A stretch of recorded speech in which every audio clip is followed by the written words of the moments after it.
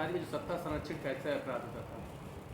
कैसे इनकी मऊ में इनका मुख्तार का पदार्पण हुआ और किस तरीके से अपराध से राजनीति की तरफ ये बढ़ते चले गए और आज इतना बड़ा कद हो गया कि दो दो प्रदेश की सरकारें आपस में खींचातान करती रही मुख्तार को लेकर के। बात तो सही है कि कद बढ़ा, अब कद बढ़ाया किसने? राजनीतिक लोगों ने अपने लाभ में बढ़ाया।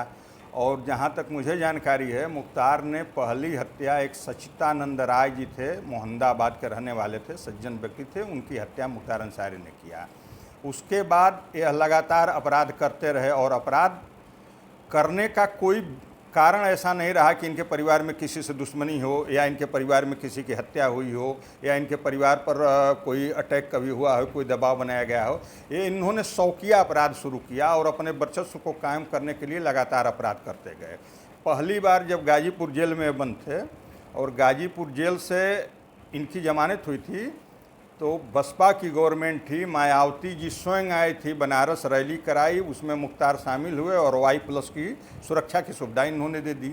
अब बताइए, इस तरह किसी भी अपराधी को सरकार का संरक्षण मिलेगा तो अपराध करेगा ही करेगा। और सरकार को कितना लाभ होता है, उस पार्टी को कितना लाभ होता है, अब तो वही जानती हैं कि इस स्थिति में वो पहुँच गई। दूसरी बार अखिलेश यादव जी को इन्हीं के मुख्तार अंसारी को ही लेकर उनके परिवार में विघटन हुआ था, सारे लोग जानते हैं, सब चैनल चलाया।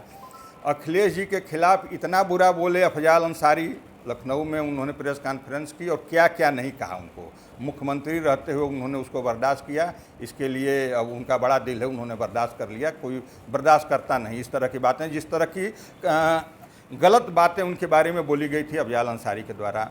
फिर सपा बसपा का गठबंधन होता है और गठबंधन में वही अखिलेश यादव आते हैं, मुख्तार अंसारी के भाई अफजाल अंसारी का प्रचार करते हैं, गाजीपुर में आकर उनके पक्ष में प्रचार करने आते हैं। तो यह जो राजनीतिक लोगों में जो गिरावट आई है, विचारधारा से आई हो, लाभ के लिए आई हो, सत्ता लोभ में के लिए आई हो, तो यह जो गिरावट आई है यह बहुत चिंतनीय है। और ये हमेशा सपा बसपा कांग्रेस ये लोग ऐसा ही करते रह गए। और जब से पूज्य योगी जी की सरकार आई है, उत्तर प्रदेश में भारतीय जनता पार्टी की सरकार बनी है, आप देख रहे होंगे कि माफियाओं का क्या हाल है। केवल मुख्तार ही नहीं, जिस तरह के माफिया, जो सक्रिय अपराध में माफिया है, उन सारे लोगों की स्थिति आप लोगों की नज़र से छुपी नहीं है। और या तो लोग जमानत तोड़वा के जेलों में जा रहे हैं और या तो प्रदेश छोड़ के बाहर भाग जा रहे हैं, ये स्थिति हुई है। कितने आपराधिक मामले हैं मुख्तार पे और जो इनके ऊपर संगीन बिल्कुल हैं? और वो तो जब आप देखेंगे लिस्ट तो 40-42 से कम अपराध नहीं है और सब सारे संगीन जुर्मों के अपराध हैं। लगातार अपराध करते ही गए, सत्ता के वजह से बचते गए। कुछ लोग डर गए, गवाही नहीं किए, कुछ लोग टूट गए, कुछ लोगों को खरीद लिया गया, यही चलता रहा है। पहली बार तो खुल के इनके खिलाफ जो गवाही हुई है और कार्रवाई हो रही है, तो हम कहते हैं कि लोगों ने कहा कि भाई आप तो अपनी लड़ाई लड़ रहे हैं। हम सत्य है कि मैं अपनी लड़ाई लड़ रहा हूँ, सत्य की लड़ाई है। हमारे भाई की हत्या हुई, हमारे सहयोगी की हत्या हुई, तो उसके खिलाफ कानूनी लड़ाई जो है, अपराधी तो हूँ नहीं, मैं सामान्य व्यक्ति सामान्य परिवार से आता हूँ, लेकिन कानूनी लड़ाई मैं जब तक जिंदा रहूँगा लड़ूंगा, लड़ रहा हूँ, आगे भी लड़ूंगा। तो मैं अपनी लड़ाई लड़ रहा हूँ और लड़ाई लड़ने का नतीजा आप लोग देख रहे हैं कि कौन सी स्थिति में वो लोग पहुँचे हैं। तो इससे एक संदेश जाता है कि सामान्य आदमी भी चाहे कितना बड़ा अपराधी माफिया हो, उसके खिलाफ लड़ाई लड़ सकता है और लड़ना चाहिए।